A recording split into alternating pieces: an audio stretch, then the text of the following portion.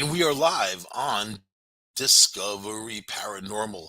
Or are we live? What is life anyway? What is it all about? I got questions and I have some answers too, but then I have even more questions. Every answer brings you five, six, seven more questions. Tonight's about time travel. And if you're going to talk about life, the theories of the block universe, for instance, that this is all playing out like a movie and we don't have our free choice. I mean, we have limited choices anyway. It's kind of funny like that in this world of seamless endless choices, they're very limited, and we're limited creatures. Deprive a human of air for a couple minutes and that's pretty much it for them. Food, water, anything like that, we're consumers. We consume. But in our daily life, as we travel through time every day, no matter what we do, we can sit there and be at some boring event, or we could be having an exciting time, or we could be reading a book or sleeping. It's all the same time. Every second lasts for a second. Every minute lasts for a minute. Every hour lasts for an hour here on the earth without any kind of time machine. So you asked me, Michael, is time travel possible? I'm going to say yes, of course it is, because there is no mathematical block for time travel. When they do the math, we just don't have the machine uh, to do it. Or do we? Ha ha.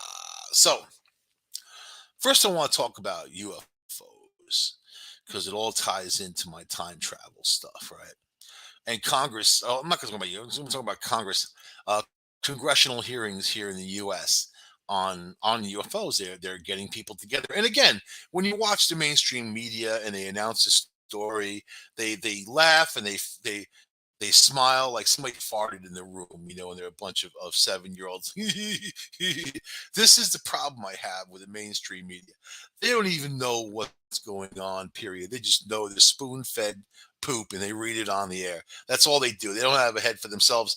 I don't consider those people journalists. I just consider them people who read what's on a teleprompter. When there was a story CNN did a while back and it was all inaccurate information and I had the right information actually because it was something that I was closely attached to. I contacted their managing editor and his response to me was they are not in the business of telling the truth. This is exactly what the guy. I was like, wow, I wish I had that recording, because it was just blown away that it's there. They're not in the business of telling the truth. They don't care. Right, it's about the story. Well, they hate bait, they race bait, they do all the other stuff to get people to watch. But serious stuff like UFOs, man.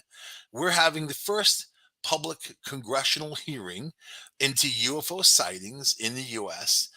And in over 50 years. So I guess they had one 50 years ago. It's not the first.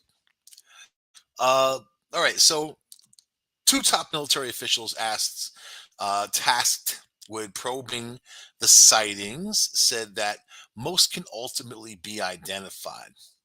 Wouldn't that be funny to get a hold of an alien and probe them instead? You know what I mean? The tables have turned. That's the other word, probing. My child mind kicked in. But all right. They said a number of events have defied all attempts at explanation. The sightings recorded by the military include 11 near misses with U.S. aircraft, some unexplained aerial phenomenon, which they're calling UAPs, as the military term UFO seems to have been moving without any kind of discernible means of propulsion. Uh, so, what happened at the hearing? So, during the hearing, at the House Intelligence Counterterrorism, the House Intelligence Counterterrorism. Whenever they throw intelligence in there, I just have to laugh at that, right? So this is a big one. The House Intelligence Counterterrorism, Counterintelligence, and Counterproliferation Subcommittee. Oh my God! Imagine being part of that. What do you do for a living? Well, I work at the House Intelligence, Counterterrorism, Counterintelligence, and Counterproliferation Subcommittee. What? What you did? What? No, I work at Arby's. Arby's. All right. Want some roast beef? Top Pentagon intelligence official Ronald Moultrie. Oh God, so he's the guy. Well, I'm the top Pentagon intelligence official at the House Intelligence Counterterrorism, Counterintelligence, and Counterproliferation Subcommittee. How are you doing? You know, call me Ron. Right? Ronald Moultrie said that there's rigorous analysis, most of all, but not at all. UAPs can be identified, he said. Any object we encounter can likely be isolated, characterized, identified, and if necessary, mitigated. Mitigated. That's what they're saying. They could mitigate any kind of thing. You know, the aircraft they can't keep up with, the things that leave no heat trail that they can't keep up with, that kind of defy the laws of physics. We can mitigate that. We can't mitigate COVID-19, but we can mitigate that. A small number of incidents, however, still have no explanation. In one such incident in 2004, fighter pilots operating from an aircraft carrier in the Pacific encountered an object that seemed to have descended tens of thousands of feet before stopping and hovering. I remember this. So it went from 80,000 feet down to the sea level surface and stopped abruptly, whoop, and just hung out. Now we don't have anything that can do that. We even if something was falling out of the sky, it wouldn't do because this all happened within a couple of seconds. In another incident shown publicly for the first time on Tuesday, an object can be seen on camera flying past a U.S. Navy fighter jet. The object remains unexplained. Right. There are a small handful of events in which there are flight characteristics or signature management that they can't explain with the data and that's available to them, right? So the deputy director of naval intelligence, Scott Bray, oh, so much easier. I'm Scott Bray, the deputy director of naval intelligence, the DDONI. How you doing? Those are obviously the ones that are the most interest, the ones they can't explain. Mr. Bray also sought to dispel the notion that UAPs might be extraterrestrial aliens, noting that no organic or inorganic materials or unexplainable wreckage has ever been recovered. Bullshit. Bullshit. Bullshit. Oh, excuse me, man. So, and no attempts have been made at communicating with the objects. I think I'm allergic to the story. Uh, uh, uh, bullshit. Oh, excuse me, man. Maybe I got the BS 19. The BS 19 is. I think a lot of military people get a hold of that. Uh, all right, so we have detected no eliminations within UAP task force that would suggest it's anything non-terrestrial in origin. So this is the cool part, because I don't believe these are aliens. I believe that they were here for a long time, longer than humans were walking around. I think that they biologically came up with people by breeding, basically, or we were using DNA in other creatures. So when you go back 35,000 years, you find a lot of information and interesting things. Go back 12,000 years, because this is where I'm at these days. I'm 12 to 15,000 years ago. I'm at the end of the ice age, and I'm checking out the first humans that were walking around on the earth. We're talking about the first people in Turkey, and you look at the petroglyphs at Potbelly Hill in Turkey, and you can just compare those with the ones in Moab in Utah, and those were from the Paleo Indians, and then that was the first ones, man, out there, the Paleo, and then the Fremont. These were the first people walking around. This is when mastodons, woolly mammoths, all these other things were walking around. Giant sloths. Giant sloth. Really? As if. So fast forward to the year zero, when Jesus Christ was supposed to have been born, right? And look at the history. Then go back before that with Moses, and before that with Noah, and all those other things. All these stories start to come together when you start adding science in the fray. And the petroglyphs clearly depict aliens or space type of suit type of people. Let's not say aliens because it was Admiral Byrd who went down to the South Pole who had an encounter with these discs that came out and destroyed his whole fleet, you know. And they're saying it never happened, but yet the newspapers in Chile and also in Argentina, where U.S. soldiers were going to be treated in the hospitals who were burnt and blown up and messed up, all those soldiers talked about the silver disc coming out and basically destroying everybody, or their airplanes flying into some kind of invisible wall and crashing to the ground, you know, and destroyed their fleet. So, and then apparently Admiral Byrd had a letter from this person that he met in the South Pole named the Master, who had a lot of worries about humans and the way things were going. So yes, if you're going to stay in inaccessible places, we're humans. We can't get down to the bottom of the ocean. You know, you go down 7 miles down or whatever. I mean, these deep aquifers were, and they have all this.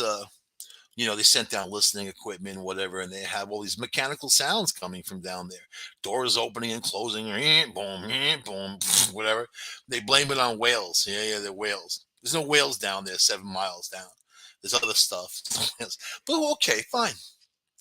You don't want to tell the truth? This is a world of liars. I watch people lie every day, man. You know, it's a world of liars. It's unfortunate that it's like that because it doesn't have to be like that. But we who do the research are in the know. And obviously, if you're looking at a whole bunch of information that's telling you one thing, but yet somebody's lying and telling you something else, you're going to believe the information that's in front of you because it just is what it is, right? So, like the alien battle over Nuremberg in 1561, you know, where silver discs, these little discs, darker discs, were shooting at each other. Some crashing to the ground and whatever. Then some big, large arrowhead thing showed up, and the discs went into it, and it was gone. So you know, yeah, a big triangle showed up, and these little silver discs and went in there, and it took off. They blamed it on Jesus. They blamed it on God. God is angry, and that's why this happened. You know, and then the same type of battle happened thereafter in in Switzerland, over Switzerland. So obviously, there are discrepancies in the description of what these military people think they can say or need to say. So, is it a national security threat? That's the whole thing. What they want to know is it a national? I think if you have something that's really undetectable and it shows up, it can travel at speeds you can only dream about, and and certainly you have never seen its defensive weapons. You know, you can't say. You can't say. You know, till I was just watching the movie Independence Day because there was nothing else on. 400 fucking channels, man. And that's the only thing that's on. And I'm too lazy to whip out my Roku, you know. So watching Independence Day, what a stupid movie. Will Smith, like he's going to be the one to save the earth. He can't even slap a comedian down. Can't even slap a comedian down. Little skinny Chris Rock can't slap him on his ass. Can't even slap him down. How's he going to stop aliens? You know, advanced technology. And this guy, I don't even see him fighting a fighter. I think that dude was putting a lot of movies he didn't belong in. Man. So whatever. Watching that movie, the guy who saves the day at the end is Randy Quaid, who you know is pretty much of a slouch in Hollywood. You know, they banned him from Hollywood, and then the guy took off. He took off to Canada with his wife, right? And I have to say, he's exactly in real life the way the movies, like the characters he plays in these movies, you know. So he escapes to Canada, tries to like defect in a weird way to Canada. Canada doesn't want him. They tell him to go. They fucking kick him out. That's got to be the most unwanted feeling when Canada doesn't want your ass. You know what I mean? Canada. There's a lot of countries that you might think that doesn't want your ass, but Canada is like, we'll take everybody. They don't have anybody. They need people in Canada. You know what I mean? But Randy Quaid, so really, Randy Quaid was actually skipping out on a rental of a mansion he was renting out in Bel Air or something. You know, he and his wife had like trashed the place with alcohol bottles and all that stuff. He skips out without paying, and then tries to go to Canada to get out of the debt, which is really funny. but I don't know where he is now. Probably doing the same thing somewhere else, squatting in some mansion on the beach. I don't know, but that's Randy Quaid. In all those vacation movies, that's exactly his personality. I don't think he had to act too much for those movies. So, lawmakers at this hearing expressed concern about the unexplained aerial phenomenon might be a threat to national security. Rick Crawford, an Arkansas Republican, said that a failure to identify the potential threats was tantamount to intelligence failure, and we certainly want to avoid here in Arkansas because we like our corruption to stay local. These aliens can't give us any money. What good are they? I have spoken. It's not about finding alien spacecraft. God damn it, he added. So, in the cases of objects with unexplained propulsion, Mr. Bray said that the U.S. is not aware of any potential adversaries with such technology. Bullshit. Bullshit. Oh my God, this allergy keeps hitting me. Following the public hearing, the committee closed its doors for a private, classified session with lawmakers. That's where they drink and smoke, like the teachers' lounge back in the day. I'd have to go in there sometimes because I worked in the audiovisual squad, man. And so we were the masters of the VCR and the camera. And VCRs were all the rage back then. They had just come out. So we're gonna walk in that teacher's lounge, the wall of cigarette smoke, people sitting there hitting their flask. Anyway, so they say, how did we get here? Public fascination with flying saucers, glowing lights, and otherworldly aircraft have been going on for generations. The last public hearings into the issue began in 1966 when Republican Congressman and future President Gerald Ford convened a pair of hearings to discuss UFO sightings following one in Michigan that was observed by over 40 people, including a dozen policemen. A dozen. You know, a dozen. All at Dunkin' Donuts. They looked up in the sky. In 1969, the Air Force investigation into UFOs called Project Blue Balls closed after determining Blue Book. I know, Blue Book. I'm trying to spice it up for you guys. Closed after determining that no flying object had ever been confirmed or deemed a threat to U.S. national security. I can only imagine that I stress all the geeks out there out when it comes to UFO stuff, because you got to listen to the show because you know that I do my research, but I like to have fun. You know what I mean?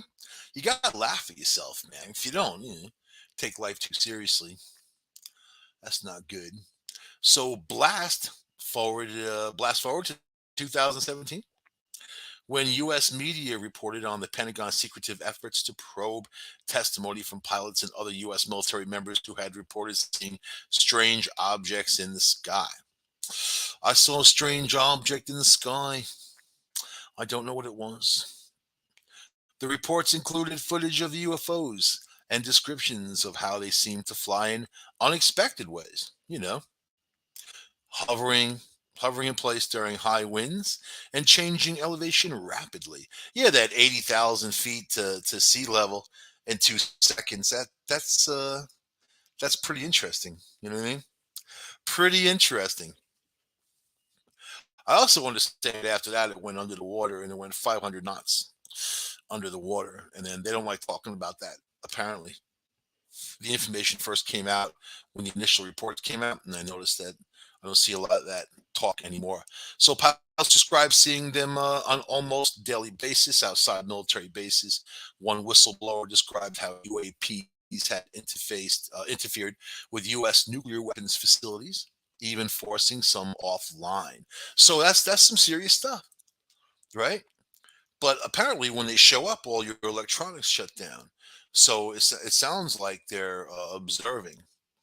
You see, these the I won't even call them aliens. I'll call them the others. So the others have to be really freaked out that have we have nuclear bombs and we have all this nuclear stuff, even though they kind of edged us into the technology. But for humans right now, with all this new nuclear technology, and it is new, fairly new, I mean, as far as humans go, it's a very heavy load of technology for people that are very violent and angry and selfish, people that have no empathy for others and would surely see somebody else destroyed and laugh about it. We're seeing this now with world leaders. Sure, that's not the everyday person, but that's a lot of people out there that are like that. And you see this selfishness. All you got to do is drive down the road and you see how people are. They're driving. Let's see. In 2020, a COVID relief bill signed by Donald Trump included a provision requiring U.S. intelligence agencies to deliver an unclassified report on UAPs within 180 days. In June of 2021, the U.S. Director of National Intelligence released a report saying it had no explanation for the dozens of unidentified flying objects related to the 144 incidents dating back to 2004. Only one could only one could be easily explained as a deflating balloon, while others were labeled largely inconclusive. So, I don't know. You know the rest of the story about these guys. They're not really releasing any information. They're just kind of finally talking about things that should have been talked about a long time ago. But there's no reason for any kind of superior life to talk to people because people are what they are. All you got to do is observe humans, and it's something you want to do. I mean, you have that look at that idiot that walked into a supermarket killing people because they're black. I mean, you have these idiot morons that exist, and that's on a lower level. He's just some stupid hillbilly. But on top of that, in the military, in government, you have huge liars. You got the president of the United States, Joe Biden, who's a huge liar. He can't even tell the truth to save his life. How do I know he's lying? Because I have the information, and they don't care. It's normal for them. It's normal for them to be corrupt and lie. It's normal for them. So why would they tell the truth about any of this? So I want to talk about time travel. Time travel. So is time travel possible? Of course it is. We're traveling through time right now, and time, it's all right. Traveling through time at the speed of light. Think about this. According to Albert Einstein, good old Albo, a theory of special relativity, time is relative depending on how fast you're moving. This is the basis for real world concepts and research on time travel. So then, is time the same on Venus? Is time the same on Uranus? Is time the same on Mars? Well, Mars has a little different. Our human biological clocks are based on Mars time. You know that, right? Which is interesting. Uh, so it's about drawing the lines of quantum tunneling, quantum physics and physics in general, and what I believe there's a mega physics, a larger world. If you look at the universe, if you look at the solar systems, you look at the different planets, you look at, they're saying if the time gets sucked into black holes and it changes and goes faster and whatever, and you know there's a whole bunch of things going on here, but I don't care about any of that stuff. I want to know if I could build a time machine, sit in the seat, punch the buttons, find a freaking DeLorean, hook it up with a flux capacitor, feed it some plutonium, which you can buy pretty much in any bad neighborhood, and go and freaking go.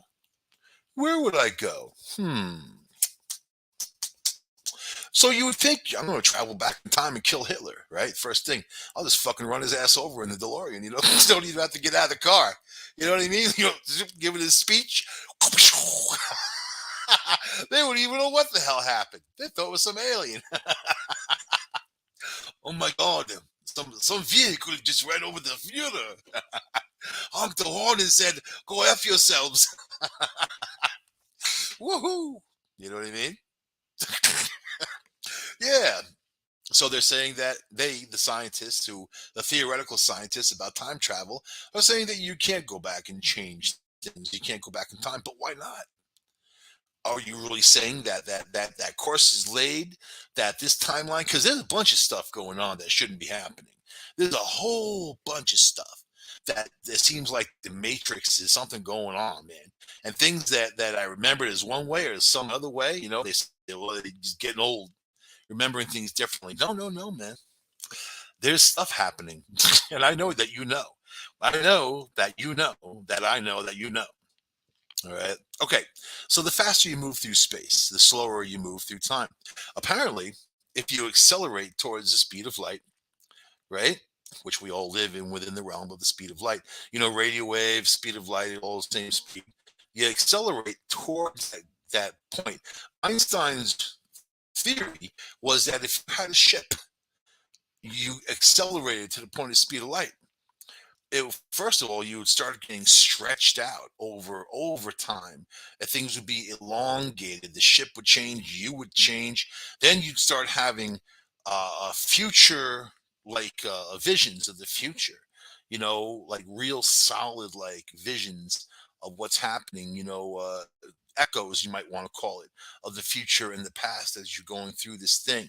But when you reach the speed of light, everything would stop. You would stop, it would stop. The motor that you're using, the fuel wouldn't burn. Whatever you're using as fuel, whatever propellant, if it's something sophisticated or whatever, would stop. And then what goes on after that? Right. So they talk about having their warp drive and whatever. Obviously humans, we don't have the ability to do any of that yet. But I think if you come up with the idea, you can build it, because that's everything you see in your home, everything you see around you, your computer, everything that you see, everything period, was an idea at one time. And it was solid now, it was manifested. People did it. They went out there for whatever reason. Sometimes to make money, sometimes it was because it was the mother of invention. It was necessity, right? But they invented it, right? They invented it. And that's something that you should think about when it comes to ideas. So time travel is actually already happening. We're living in it. Astronauts living on an international space station are moving faster than the people on Earth. This means the astronauts age slightly slower in space than they would back home. One example of a time traveler was a cosmonaut, uh, Gennady Padalka, who arrived back on Earth in September of 2015 after breaking the record longest stay in space of 879 days. When Mr. Padalka came back from his adventures, he found the Earth to be 1/44th of a second to the future where he expected to be. He wrote to Princeton physicist J. Richard Gott in his book titled Time Travel in Einstein's Universe. He literally traveled into the future, God wrote. Meanwhile, a real-time machine has also been built. It does not look like anything like a DeLorean, unfortunately, but this one's actually a Ferrari. You know what I mean? Stepping up the game to the pony. That's right. But actually, rather popular in the field of science, namely the the Hadron Collider, right? So, which they just turned back on again after some stuff. So, the Large Hadron Collider propels protons at nearly the speed of light, which is a speed that makes the relative time to the protons move around 6,900 times slower compared to human observers. In essence, the protons are being sent into the future. Yeah. The hurdles of time travel, the astronauts, subatomic particles, and all that being sent a fraction of a second to the future is all great. But really, the mission, of course, would be to transport humans through the fabrics of time. And not only time, because you don't just want to have the machine to be in the future and the past, anywhere and any when. That's what you want. You want to go anytime and go anywhere. So, especially plotting out courses through space. So, I would like to think if I had a time machine, it could also transport me up to Mars pretty easily, or to Uranus very easily, or to Pluto very easily, or any kind of place. As long as I had the proper coordinates, there shouldn't be an issue. If you talk about quantum tunneling, it's instant.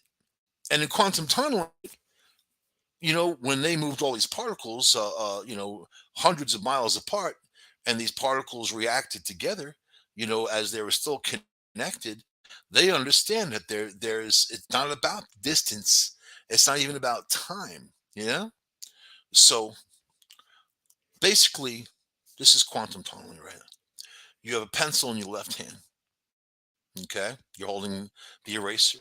This pencil goes all the way through out there through space, through the universe, to other planets, all kinds of stuff. Comes all the way back and then ends up in your right hand. You're still holding it with your left hand, but now you're holding it in your right hand also, and you have the point down where you can write. But yet at the same time, it's all through time and space, all at the same time. You should be able, aside from the pencil, if you had the machine, go to any of those places, right? So all you really need to do is have the coordinates of the other place on the earth that you want and be able to bow out the tunnel. And the further you bow it out, the further it goes out into space. And that's a good way of getting around, man. That's a good way. Una boleto on Mars. That's right. So there's an immense gap between the concepts, though, of time travel and making it real, right? Because we're still lump brain humans, you know what I mean? People still can't figure out how to get along with each other, let alone time travel, let alone anything like that. But yet, someone did figure it out, didn't they? And it's not something that's talked about in governmental circles anymore because it's such a long time ago. But so anyway, let me get past all this. We're going to talk about one of my favorite people, Nikola Tesla. Nikola Tesla. So, let me see. Where do we start with this? All right. Let's talk about Nikola Tesla. When he died back in 1943, then, by the way, that was the same year as the Philadelphia experiment, where it was Nikola Tesla and it was Einstein who came up with a system that was supposed to take the Eldridge and basically cloak it from other ships. They were looking for a cloaking device to make it invisible. Instead, it disappeared and it went down to another place in Virginia, from Philadelphia to Virginia, and then materialized there for a short time. And then it disappeared from there and ended up back in Philadelphia with apparently, reportedly, the sailors embedded in the deck and all messed up, and a lot of them died. So at that time, when they did this experiment with the Aldrich, Tesla had passed away. He was an elderly man. He was actually living in a hotel in New York City, and he had passed away. On his deathbed, he was talking to John Trump, John G. Trump. So John G. Trump, yeah, that's Donald Trump's uncle, right? John G. Trump was basically working in the government. He's a scientist, longtime scientist. He taught at MIT and did a whole bunch of stuff. So when Nikola Tesla died, the FBI raided his files. They gave them all to John G. Trump to go through. And don't you know, he took a whole 48 hours to go through a life's work of Tesla, and then said there's nothing interesting in there. You don't have anything to worry about, and whatever. Which is a huge lie, because Tesla had all kinds of stuff, secretive stuff, and he invented plasmoid weapons. He sent this ball of plasma from Long Island all the way to the North Pole, and it blew up with more of a force than a nuclear bomb, with no radiation. I mean, this guy knew what he was doing when it came to all that. He wanted to use, the electric in the atmosphere to move around cars and buses and planes and all that for free. Wanted to give people free electricity just by putting an antenna on their home so they can bring in the electric. So, obviously he was a threat to industry, of people who wanted to make money off of you with power concerns and things like that. But what a shame, right? Imagine the money that gets freed up from all those things, from fossil fuels and all that. And I know that's a big debate now, especially since gas is so ridiculously expensive. But it's it's interesting to think about electric cars, but also the carbon footprint that they create with the batteries and all the lithium, and what has these kids who work in these lithium mines, and the conditions. They don't care about that, and I don't see that printed too many places. So, but anyway, this would have been a free, clean power for everybody. So anyway, so Tesla died January 9th, 1943. Right? uh, basically broke in a New York City hotel, living out his life. The FBI called John G. Trump to determine any of the belongings in the investor's estate, which included purported weapons of mass destruction Tesla called the death ray, right? Would be dangerous if they fell into enemy hands. I'll say one thing about Tesla that I know of studying him all my life and knowing about him. He doesn't lie. If he says he has something, he has something. That was the guy. He was an amazing inventor, right? After a 3-day investigation, Trump, in fact, the late Uncle Donald Trump, we know that already, determined there was no risk at all. And it turned out that Tesla never actually made his death rays what Trump said, right? You can believe a Trump, can't you? Can you? Still, the mystery and exaggerated claims, along with the soaring successes, and he had failures too, of course, with anything, associated with Tesla, an eccentric Serbian American polymath futurist, continue to be played out today on a scale that only he could have imagined. Most of what we have electronically, computer wise, is basically Tesla. You know, I mean, really, go back through his inventions and all the stuff he came up with. But it was always interesting. When I read about Tesla and all the visions that he would have, he was visited, in his words, when he had these visions, and it showed him what direction to go. When he detected AM FM frequencies and radio waves, this is what we have because of this guy, right? So, all right, let's see, let's get past all of this. All right, 80 years later, and yet for those who've believed in the man and his vision, maybe isn't so surprising. It's also the case that Tesla, brash and successful, and Nikola Tesla, especially speculative and troubled, both. I mean, he had a troubled life, but as soon as he was single, that, right? And I think that if he was married, he probably wouldn't have done, even a tenth of what he did. He'd be doing other stuff, living in hell, doing other stuff. I'll just have to say that. Most of these guys were very successful when they were single, including Einstein. And they had time to work on what they needed to work on. That's really what it is. All right. So let me see. And of course, Elon Musk. I love Elon Musk. Man, the guy is just so cool and out there and in your face, and very real. And he says what's on his mind, and people knock him for it. But good for him. Good for him, man. Okay, so Nikola Tesla, a visionary who, among countless other inventions and ideas, helped develop, commercialize AC, alternating current, of course, electricity systems. Tesla was tall, like a lot of smart people. I'm not saying anything about short people. Vladimir Putin is short, just to say that. Let's see. He was very thin, vegetarian, who dined at Delmonico's restaurant nearly every night. Delmonico's, of course, the steak joint.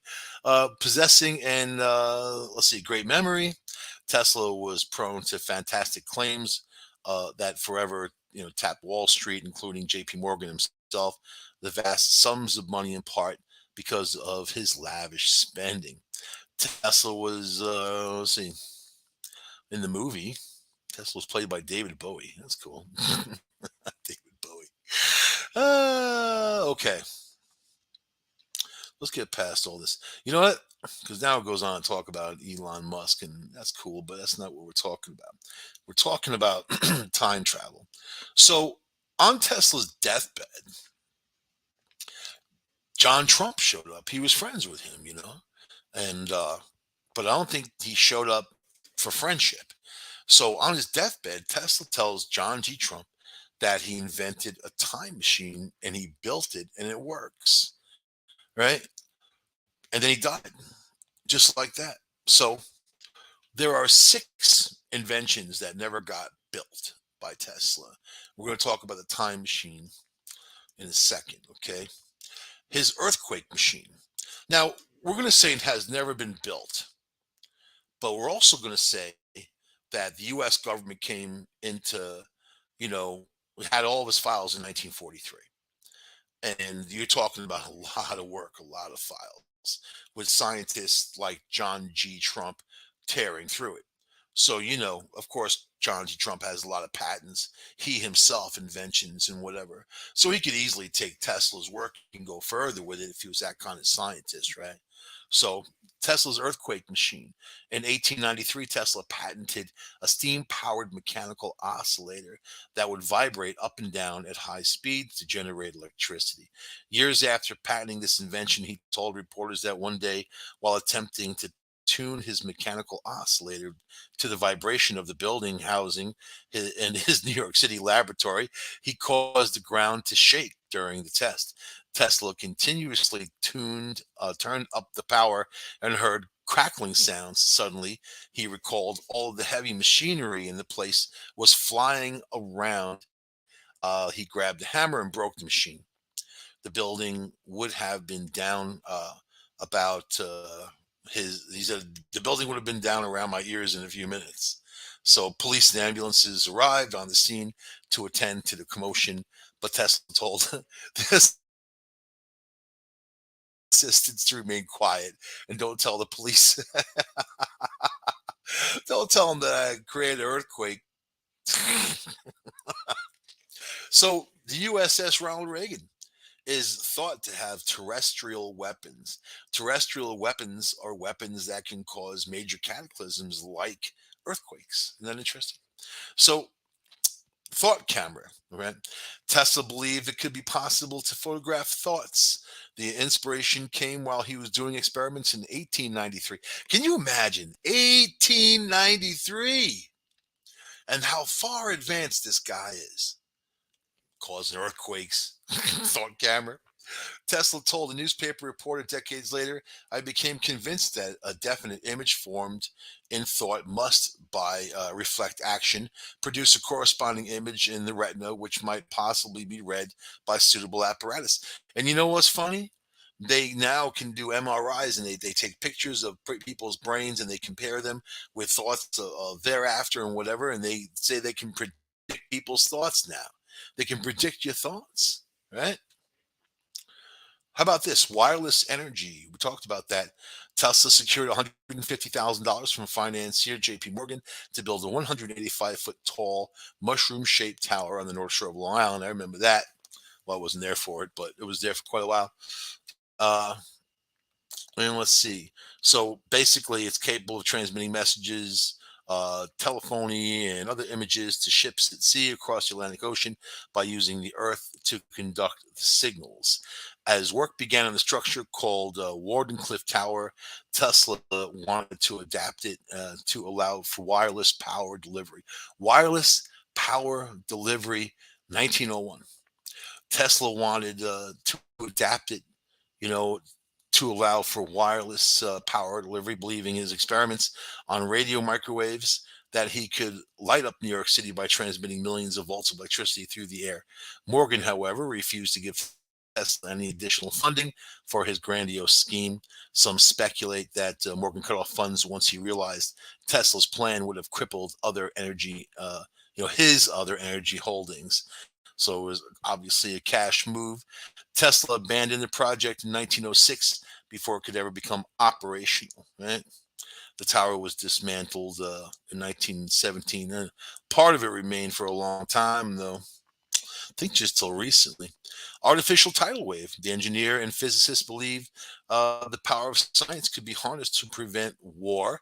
In 1907, the New York World reported another Tesla's military innovation was his wireless telegraphy would trigger the detonations of high explosives at sea to generate tidal waves so vast that they would capsize entire enemy fleets. The newspaper reported that the artificial tidal wave would make navies as useless as the paper boats and babies floating in bathtubs. There you go. I don't think you like babies in bathtubs. This guy had a lot of evil thoughts, man. You know what?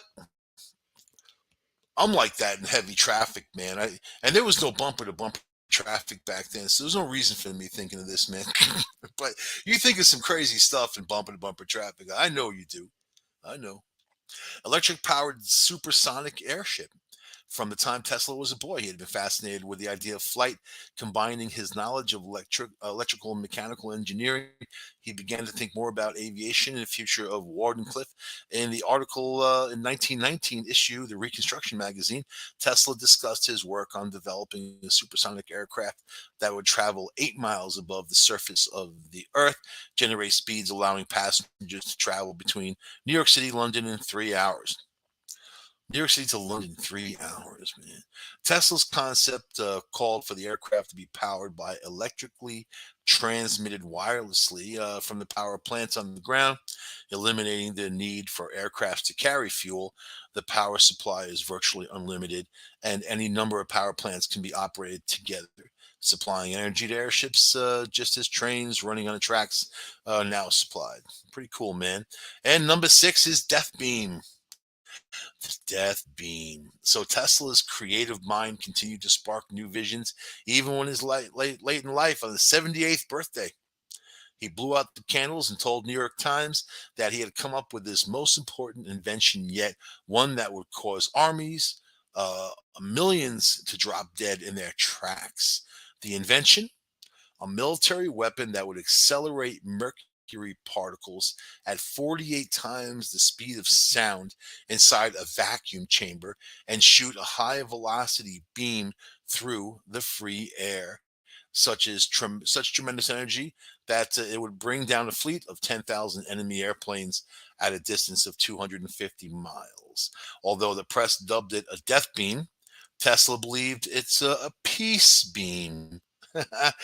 It's a peace beam.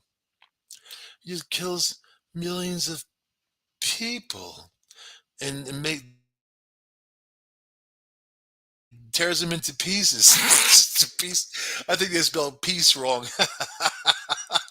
He probably meant, peace like pieces, like Reese's pieces. It turns them, into Reese's pieces. That's all. Like the little bits, M&Ms, eh? So, all right. So it's a peace beam. That's my new name. That's my new name, my new radio name, Peace Beam. Peace Beam, will you? I can't. Nah, I hate that. The P word, peace. Makes you want to spit. I love it. Spit on my computer. Peace. No, that's not good. All right. So it's like a peace beam that would foil attackers by airplanes and invading armies. Act like an invisible Chinese wall, only a million times more impenetrable. That's something we need, like on the border. Just an impenetrable wall. You know, I hear you knocking, but you can't come in, type of thing. Tesla offered his particle beam weapon to numerous governments, including the United States, but the only country to show interest was Soviet Union, of course, which conducted a particle test in 1939. So I'll tell you this: we're going to end the show. Unfortunately, got so much more to talk about. When it comes to plasmoid weapons, I know that in the mid 90s, Russia approached us about sharing the technology because we had all the technology for plasmoids and they had nothing. And we refused to share the technology with them, of course. But basically, a plasmoid weapon is a big ball of electricity that you can launch pretty much anywhere and have it blow up with unbelievable consequence, you know? And just another one of those things. So when you those EMP weapons, the electromagnetic pulse weapons, that they drop they have these missiles and they'll drop it on a communications place or whatever, and it shorts everything out basically. EMP knocks out all the electric. So that's kind of what that technology brought about. But yeah, there's a hell of a lot more. So when it comes to time travel, I feel like I barely even talked about time travel. We're talking about this other stuff. So do you think that John Trump built a machine? Or God, because Tesla said he already had it built on his deathbed. He said that he built the time machine and it's there and he used it and he went back in time. This is what he told Trump on his deathbed. Do you think that happened? And if was, John G. Trump, obviously he didn't share the technology with anybody. If he shared it with the United States, we don't know about it. We're not going to know about it. But do you think that you can travel to parallel timelines, or go back in time, or visit your future self to see what kind of slob you are. You know what I mean? You think your young kid self would appreciate your life now? Because I think, like, the 8-year-old Michael Angley would be mad. What have you done to yourself, man? Anyway, there's a lot more to talk about with time travel, and I think it's a fun subject. Obviously, we have nothing to compare it with because we don't really have access to those records or information. The only thing we can do is talk about the amount of time that passed from that 1943 deathbed confession all the way till now.